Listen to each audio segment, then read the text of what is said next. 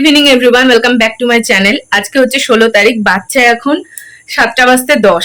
তো এখন থেকে ব্লগটা স্টার্ট করছি। ভেবেছিলাম আজকে সকাল থেকেই ব্লগটা করব, কিন্তু তারপর না আমার একদম ইচ্ছে করছিল না। মানে কালকে থেকে ওই যে শরীরটা এত খারাপ করছে।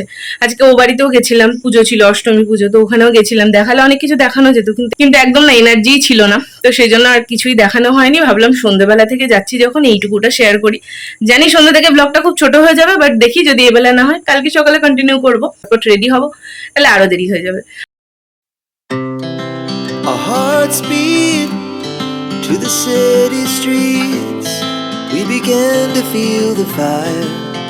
আমার এর আগের একটা ব্লগে আমাকে একজন জিজ্ঞেস করেছিল ব্রণ কমার জন্য কোনো উপায় বলতে। আমি তোমার নামটা নিতে পারলাম না, কারণ ইউজার আইডি বলে কিছু একটা লেখা, তো আমি কিভাবে তোমার নামটা নেব? অবশ্যই জানিও তোমার নামটা কি। ফার্স্টেই বলবো, ব্রণ কিন্তু অনেক কারণে হয়। প্রথমত ইন্টারনাল কারণে হয়, মানে তোমার শরীরের মধ্যে কোনো সমস্যা আছে কিনা, কোনো হরমোনাল ইস্যুর জন্য হচ্ছে কিনা, পিসিওডি বা এরম কিছু, সেটা একটু ডক্টর চেক করিয়ে নিতে পারো। আর যদি বলো প্রোডাক্টের কথা, তাহলে নিম বা টি ট্রি এরকম ইনগ্রিডিয়েন্টস আছে, এরকম জিনিস ইউজ করো। রিন্টুর একটা টাইমে প্রচণ্ড ব্রণ হতো, তবে এখন ওই একটা দুটো হয় মাঝে মধ্যে। তবে ওকে কিন্তু একটা ফেস প্যাক ভীষণ হেল্প করেছিল। ক্যান সৌমির দেখবে ক্যান অ্যাক্টিভ বলে একটা ফেস প্যাক পাওয়া যায়, ওটা ইউজ করে দেখতে পারো উইকে 2বার। তো ওটাতে না ওর অনেকটা ব্রণ কমেছিল। খুব হেভি কোনো ময়শ্চারাইজার ইউজ করো না, তবে একটা ময়শ্চারাইজার অবশ্যই ইউজ করো, কারণ ময়শ্চারাইজার ইউজ না করলে না স্কিনে অয়েল প্রোডাকশন আরও বেড়ে যাবে, তাতে কিন্তু আরও বেশি ব্রণর সমস্যা হয়। একদম হালকা লাইট ওয়েট কোনো ময়শ্চারাইজার ইউজ করতে পারো। পন্ডসের দেখবে একটা হাইলুরনিক অ্যাসিডের ময়শ্চারাইজার পাওয়া যায়, ওটা ইউজ করে দেখতে পারো।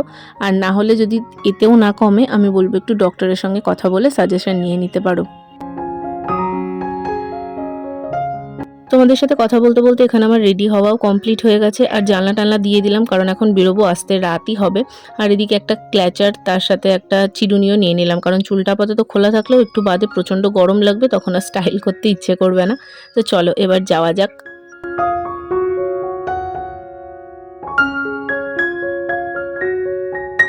এদিকে মাও রেডি হয়ে গেছে, দরজায় তালাও দিয়ে দিয়েছে। আমায় বললো আর একবার চেক করে নিতে। আসলে অনেক সময় হয় না, একজন চেক করেও ভুল থেকে যায়, সেই জন্য আর একবার চেক করে নিলাম। চলো এবার মাসির বাড়ি যাওয়া যাক।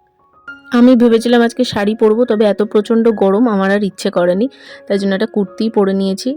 এখন তো আমি আর মা যাচ্ছি, রিন্টু ওদিক দিয়ে চেষ্টা করবে যদি তাড়াতাড়ি ছুটি নিয়ে বেরোতে পারে, তাহলে ও আসবে।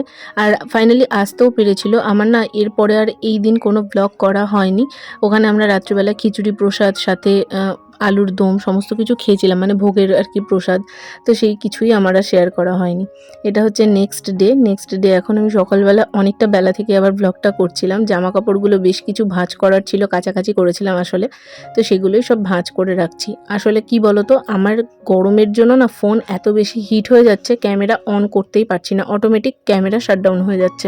তো সেই জন্য সকালবেলার দিকটা করে আমি একদমই সেদিন ব্লগ করতে পারিনি, কারণ সেদিন প্রচণ্ড গরম ছিল, আমার শরীরে একদম এনার্জি ছিল না। আর দ্বিতীয়ত হচ্ছে ক্যামেরাটাও কিছুতেই অন হচ্ছে না, বারবার হ্যাং করে যাচ্ছিল ফোন। তো সেই জন্য এইটুকুটাই জাস্ট আমি তোমাদের সাথে শেয়ার করতে পেরেছিলাম। তারপর ফোন এত প্রচণ্ড গরম হয়ে গেছে যে আমি আর রিস্ক নিইনি। আর এর আগে যেদিনকে দেখলে না আমি আর রিন্টু সেই কাঁচরাপাড়ায় গেছিলাম, আসার সময় আমার এত প্রচণ্ড শরীর খারাপ করছিল, মানে প্রচণ্ড মাথা ঘুরিয়ে চোখ মুখ পুরো অন্ধকার হয়ে যাচ্ছিল। তো রাস্তাতেই একটা ঠান্ডা জলের বোতল কিনে চোখে টোকে দেওয়া হয়েছে, ঘাড়ে ফাড়ে দিয়ে বাড়ি আসার সময় আমি আগে প্রেশার চেক করতে গেছিলাম। আমার সাথে সাথে রিন্টুও চেক করিয়ে নিয়েছে, ওর প্রেশারটা নর্মাল, কিন্তু আমার লো প্রেশার। আর আমার না কদিন ধরেই প্রচণ্ড বেশি মাথা ঘোরাচ্ছে, তো এই প্রবলেমটা বেশ কিছুদিন ধরেই হচ্ছিল। ডাক্তার বললো যে ডিহাইড্রেশনের জন্য হতে পারে, তো প্রচুর পরিমাণে জল খেতে বলেছে, সাথে মানে যেগুলো খেলে আর কি গরমের জন্য ভালো সেই রকম জিনিসপত্র খেতে বলেছে। গ্লুকন ডি, ওআরএস তো সাথে সাথেই কেনা হয়েছে, বাড়ি আসার পর খেয়েওছিলাম। কালকের ব্লগটারই কথা বলছি, তোমরা হয়তো দেখে থাকবে, যদি না দেখে থাকো গিয়ে চ্যানেলে চেক করে নিও। তো এই হচ্ছে ব্যাপার, সেই জন্য না আজকে ইচ্ছা করছিল না, মানে এনার্জিটা আসছিল না সকাল থেকে। তো এখন জামা কাপড়গুলো ভাঁজ করে ভালোভাবে গুছিয়ে রেখে দিলাম, কারণ নাহলে ঘরটা বড্ড অগোছালো লাগছিল। আর এদিকে মার আজকে একটা পার্সেলও আসবে, তো সেটার জন্য আবার ফোনটা বারবার চেকও করছিলাম, কারণ আমার ফোনে ব্লক করলে না সেই টাইমে ফোনের রিংটোনটা বাজে না, খুব সমস্যায় পড়েছি। তো যাই হোক, পার্সেলটা ফাইনালি চলে এসেছে। মা এখানে একটা ফেস ওয়াশ অর্ডার করেছিল ট্যাকের। মা এই ফেস ওয়াশটা ইউজ করে, যাদের মুখে না মেচে তার দাগ আছে তারা এটা ইউজ করে দেখতে পারো। মার মুখেও ছিল, ওটা কিন্তু অনেকটা লাইট হয়েছে।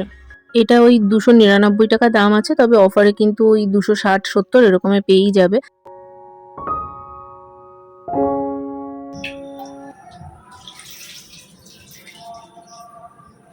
Good evening.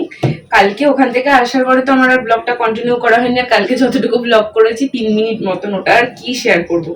সেই জন্য ভেবেছিলাম আজকে করব, করে একসঙ্গে অ্যাড করব, কিন্তু আজকে সকাল থেকে আমাদের এখানে এত গরম, আমার আর ইচ্ছে করেনি কোনো ব্লগ করতে। একটু একটু নিয়েছিলাম, আমার মার একটা পার্সেল এলো দেখলেই তো, ফেস ওয়াশটা শেষ হয়ে গেছিলো, তো সেইটা অর্ডার দেওয়া হয়েছিল, একটু একটু নিয়ে আমি আর সকালবেলায় করিনি। এখন সন্ধ্যেবেলাতে আলু ভাজা করব, আর সকালবেলার ডাল আছে। আজকে সকালবেলাতে মা আলু পটলের তরকারি করেছিল, যেটা ওবেলাতেই শেষ হয়ে গেছে। আসলে এখন এই গরমের জন্য না ওবেলার তরকারি এবেলা অবধি রাখা যায় না, নষ্ট হয়ে যায়। তো সেই জন্য এই বেলাতে এখন আলু ভাজা হবে, ডাল আছে, ডিম ভাজা হবে খাওয়ার টাইমে, আর দেখি মা কি করে, বা বেগুনি টেগুনি করবে কিনা। তো যাই হোক, চলো এখন থেকে আবার ব্লগটা শেয়ার করব। আর এখানে মনে হয় রামনবমীর জন্য শোভাযাত্রা বেরিয়েছে, দেখো আওয়াজ পাচ্ছ হয়তো তোমরা ব্যাকগ্রাউন্ডে। তো সেটাই মাকে বললাম, মা এখন দেখতে গেল।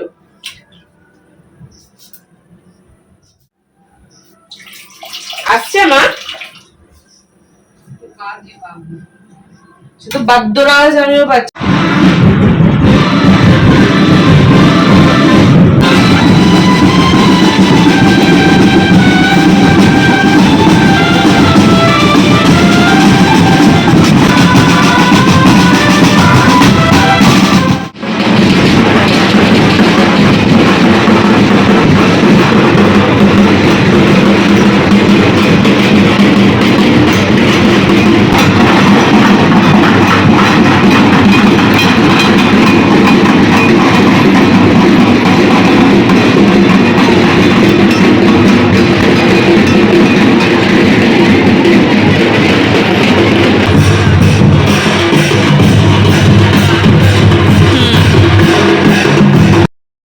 যাই হোক, শোভাযাত্রা দেখে আমরাও বাড়ি চলে এসেছি, আবার লেগে পড়েছি আমি আমার কাজে। আলু পেঁয়াজ ভাজাটা তাড়াতাড়ি করতে হবে, কারণ আমাকে এখন ভিডিও এডিটিংও করতে বসতে হবে। আর সন্ধেবেলায় কি খাবো সেটাও মাথার মধ্যে চলছে, কারণ খিদেও পেয়ে গেছে। সেই দুপুরবেলায় খাওয়া হয়, তারপরে তো ধরো সন্ধেবেলায় আমি এখন চা খাওয়াও বন্ধ করে দিয়েছি। তোমরা দেখবে আমি এখন আর চা খাই না, করলে মার জন্য একা করে দিই। আমি নিজে এখন সকালবেলা বলো সন্ধেবেলা বলো চা খাই না। গরমের মধ্যে আমার চা খেতে আর একদম ইচ্ছে করে না। দেখি সন্ধেবেলায় কিছু তো একটা বানাতে হবে, কারণ প্রচণ্ডই খিদে পেয়ে যায়, কারণ ও আসে অনেকটা রাত্রে, তারপরে খেতেও দেরি হয়। এই লঙ্কাগুলো যে ঝাল, দেখো কেমন ট্যাপা ট্যাপা লঙ্কা, কিন্তু বিশাল ঝাল। আজকে সকালবেলা তো আমি মুড়ি মেখেছিলাম এই লঙ্কা দিয়ে, তারপরে শশা দিয়ে, চানাচুর দিয়ে। আর এখানে এতটা আলু ভাজা করেছি, খাওয়ার পর দেখবে এইটুকু হয়ে গেছে।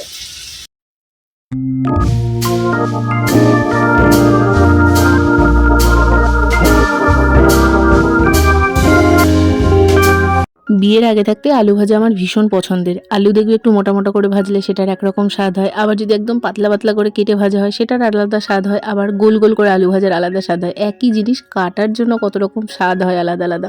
যাই হোক, বললাম না মার জন্য শুধু চা করব, কারণ আমি চা খাবো না। গরমের মধ্যে লোকে গরম কি করে খায় এই কনসেপ্ট আমার মাথায় ঢোকে না। আচ্ছা, 8:10 এখন অব্দি জল আসেনি। আমি আজকে বললাম না সকালবেলা জলও তুলিনি গরমের জন্য, তো জলটা তুলতে হবে। কিন্তু তার আগে এখন ভাবছি না একটু স্যুপ বানাবো। সেই বহরমপুর থেকে নিয়ে এসেছিলাম নরের যে 10 টাকা সেই স্যুপের প্যাকেটগুলো, ওগুলো 4টে একসঙ্গে কিনেছিলাম। এই লাস্ট একটাই টমেটো স্যুপ, এটাই বাদ আছে। তো এটাকে না আমি ভাবছি একটু পাস্তাও বয়েল করে এর মধ্যে দিয়ে দেবো, তাতে একটু পেট ভরবে। মানে আমার না সত্যি খুব খিদে পেয়ে গেছে। আর সেরকম মুড়ি আছে, চানাচুর আছে, সেটা মেখে খেলেই খাওয়া যায়, কিন্তু ইচ্ছে করছে না। প্রায় দিনই দেখবে আমি সন্ধ্যাবেলা মুড়ি চানাচুর খাই, তো আজকে আর একদম ইচ্ছে করছিল না। এখানে স্যুপ রেডি হয়ে গেছে, এর মধ্যে ডিম দিলে বা একটু ভেজিটেবলস দিলে কিন্তু বেশ ভালো লাগে। একদিন ভালোভাবে বানাবো। আজকে তো চটজলদি যেটুকুটা হাতে অ্যাভেলেবেল ছিল সেটুকুটা দিয়েই আর কি বানিয়েছি। তবে স্যুপটা ভালো হয়েছিল, একটু নুনটা কম হয়ে গেছিলো। এখানে আমি ওই পেরি পেরি মশলা আর একটু গোলমরিচ গুঁড়ো, একটু চাট মশলা সব কিছু দিয়ে দুটো বাটিতে ভাগ করে নিয়েছি। মা খাবে নাই করছিল, জোর করে মাকে দিয়েছি, তাই মাকে একটু কম দিয়েছি, আমি একটু বেশি নিয়েছি। আর মা পাস্তা একদমই খেতে চায় না, আমি তাও কিছুটা দিয়েছি, কারণ পেট তো ভরাতে হবে। তারপর দেখলাম মা আবার সে পাস্তাগুলো তুলে তুলে আমার পাতেই দিয়ে দিচ্ছে, মানে দিয়ে কোনো লাভ হয়নি। মা পাস্তা খেতে চায় না, আমার একদম পছন্দ হয় না।